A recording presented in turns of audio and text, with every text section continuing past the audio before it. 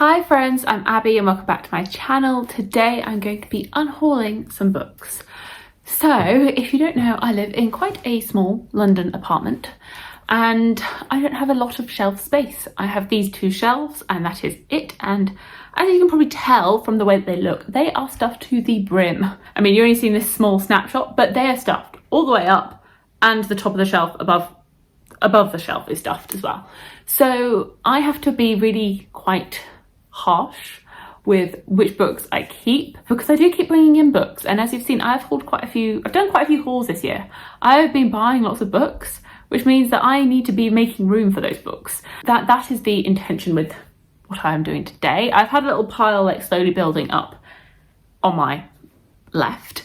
It's probably the right on the screen, but I've had a pile building up over here slowly but surely, and then I have gone through my shelves today and pulled out some more which I feel as though could be moved along with, that they have had their time. I want my shelves to be a representation of the books that I love and the books that I'm obsessed with, and that are a reflection of my tastes. So if I don't love a book, or if the book was even like 4 stars at the time but I haven't thought about it in like 3 years and my tastes have moved on, I'm not going to reread, then I should be making room for new things.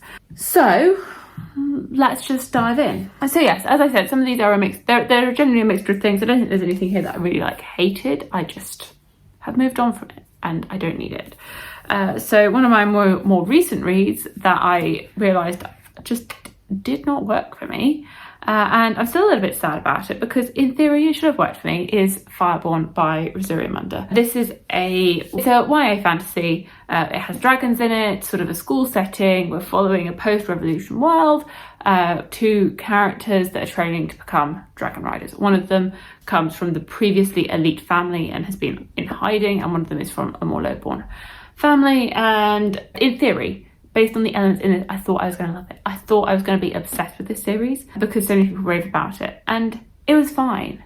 It was absolutely fine, but that was it. It didn't wow me. It didn't do anything for me. There were moments where I was like, okay, I'm really starting to get into this, and then I would get this detachment again. So I'm sad. I feel like I'm more sad about this because my expectations for this were so high that I thought this could have been like a 5-star read, and it just wasn't. So I won't be continuing on with the series, and I don't need it on my shelves because it's just taking up room, which could go to other fantasy books, or well, other books, but probably fantasy books. I do have some romances that I'm going to be moving along from. So I have a very small, smallly curated romance section right at the top up there, which has some romances on it, mostly Ali Hazelwood and Emily Henry, and a few other bits and pieces. Abby Jimenez creeping in there. So there's like a few up there which I've really enjoyed.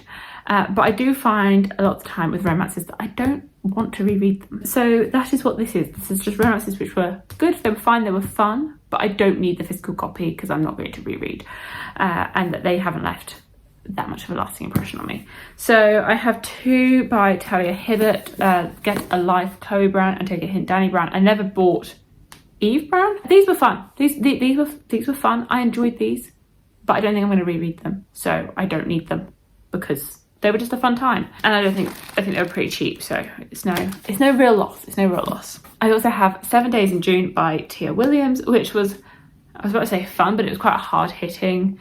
It's got some dark topics with like drug abuse, and 2 characters which had a lot of flaws that knew each other when they were a lot younger, and then have reconnected recently. I enjoyed the tension in this, and I enjoyed our characters, but I don't think I would reread, although I would recommend this. I think I probably liked this one more than those like Talia Hibbert ones actually. Like I would recommend this one, but I don't need to reread it. A couple of books that haven't, or a series that hasn't stuck with me, is the For the Wolf and For the Throne series by Hannah Witten. This is like a folktale like fantasy. We're following 2 main characters, well, we're following 2 sisters, one of which is the focal point of the first book and one the second book. One of them is like cursed into the wilder wood to save her kingdom, and actually realises that there is a lot more that meets the eye and falls for the wolf there. And then there's the sequel, which follows the daughter that was left behind in the queendom, and the things that she's getting up to in sort of the similar timelines, and I think it was good. I enjoyed like the atmosphere of these, that it was very woodsy, fairy tale-esque.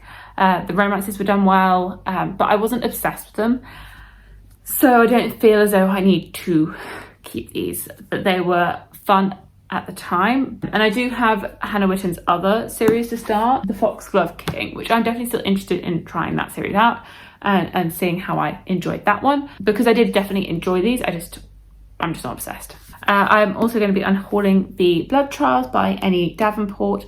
This is a sci-fi, well, the first book in a sci-fi duology. I actually never finished the second book. I didn't own it because I'd seen some mixed reviews, so I started listening to it.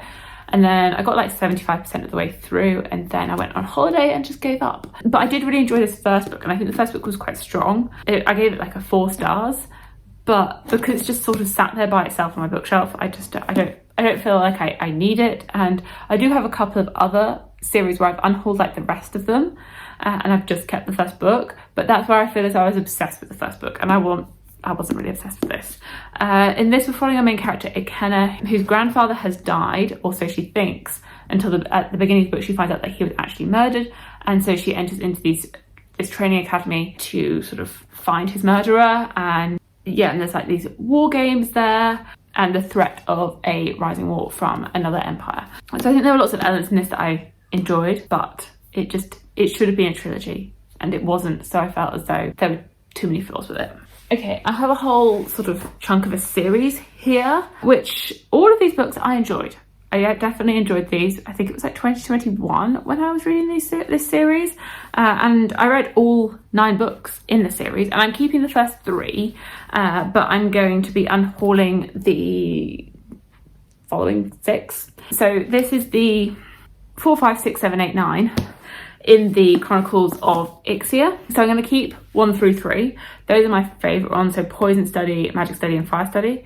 I don't know if I've even said them in the right order. Poison Study, Magic Study, Fire Study. I'm keeping all of them. I have really enjoyed this whole series, all 9 of them. But I think this original trilogy is the strongest in this series. And I think going on from that, I think the first trilogy was sort of like a 4 to 5 star series. I really enjoyed all of those books. And I do think these are good, but these are definitely not as good. That I had a lot of flaws, especially flaws with this, like with the rest of these books, because it's sort of split into 3 trilogies within a 9-book overarching series. This second trilogy follows some different characters that are side characters of the first one, and I had some flaws. I'm trying to remember what the flaws were, but I definitely had flaws. Like it had some ups and downs, but I do think these are generally well written. I think these are like it's a very good series as sort of like a older YA series, or when there wasn't a new adult category, and I do think these are well done. I liked in this 3rd trilogy that we get all different points of view, and I think that really worked well for this 3rd trilogy, and seeing all our characters like come together. But I don't think I'm going to reread it. I don't think I will reread this series, however much fun I had reading these back in like 2021. But I just have such fond memories of those first 3, especially that first book. That first book is so fun. That first book is so fun, but I don't think I need all of this, and this clears up a lot of space. And I have been thinking about this for a little while. I've been looking at it, and it's been sat like in the top corner of this shelf, just sat like right in this top corner, so it sort of like hides because I'm not looking at it all the time. It's not like in this view, so I sort of just forget about it. And then I was actually going, you don't need these, you don't. And if you do want to reread, they're very easy to get a hold of. They're not challenging to find. So I do think I'm gonna pass these along. They were a lot of fun, and I would still recommend these. I would definitely still recommend these. Just start with Poison Study. I think if you've enjoyed Sarah J Maas, I think you would enjoy it, because I think there's a lot of inspiration that she pulls from this series, that you can see a lot of similarities, and Poison Study came first. I have a few more. So I really don't have like super strong opinions on any of these books. Like it's just they've all like good, fine, probably 4 stars, but I just don't need them. Like, there's no hate going on here. Plain Bad Heroines by Emily M. Danforth. This is a very weird book. This was a weird book. It was a horror-esque book, creepy. It's got multiple timelines. at the Brocken School for Girls, infamous site of series of tragic deaths over 100 years ago, soon to be the subject of a controversial horror movie about the rumoured Brocken's curse. And then we follow them filming, we follow like the history, jumping like back and forth through the timelines. It's quite creepy, definitely quite creepy. I feel as though this had a really strong like majority and then it had a weak ending, and maybe I would be keeping this if it had stuck the ending, if it had stuck the landing, but it didn't. I feel as though it didn't quite know how to end. I did enjoy the different timelines and sort of trying to figure out exactly what was going on here, because it definitely was creepy and sort of a slow build horror, and I don't really read horror, so it might be that as well. Yeah, this again I would still recommend. Like, I'm unhauling it, but I would still recommend it. Okay, another one, yeah, that I would still recommend is Little Thieves by Margaret Owen, which is a Goose Girl fairy tale retelling. So the Goose Girl, it typically follows like this princess who gets replaced by her maid and then ends up becoming this Goose Girl and sort of reclaiming her position from there. And the maid is painted as this evil person who has tried to take over, pretend to be this princess in order to have her life. But in this, we're following that maid and the reasons why she made these decisions. And I do really like that retelling. Like, I loved the one that Shannon Hale wrote many years ago. Like, that was like a really large part of my like teenage years was reading those books. The Books of Bayon by Shannon Hale, loved those. So I feel as though maybe like my feelings of the Goose Girl is just so wrapped up in those books that it's hard for me to like compare it to something else. And I do think this was fun. It was definitely like a fun time, but I can't see myself rereading it, so it's just gonna have to go. And then the final one is A Winter's Promise by Christelle Dabo, which is the first book in the Mirror Visitor series. So I actually have this in French, and I don't need it in both languages. I just don't. I've got it in French, that's enough. This copy that I have in French is falling apart. Like, it is a disaster, but I don't need it in both. And I didn't like love it as a book. I found it, well, actually, I think some of it is that I found it quite challenging to read, that it's very literary. I don't know how it would compare if I tried to read it in English, but it had a lot of adjectives that I just don't know. So it felt as though I was like, getting quite lost in the wordiness of it, which may be a commentary on my level of French, but then I have read quite a few other books in French and been absolutely fine. Like the Joel Dicker ones, which I've been reading most recently.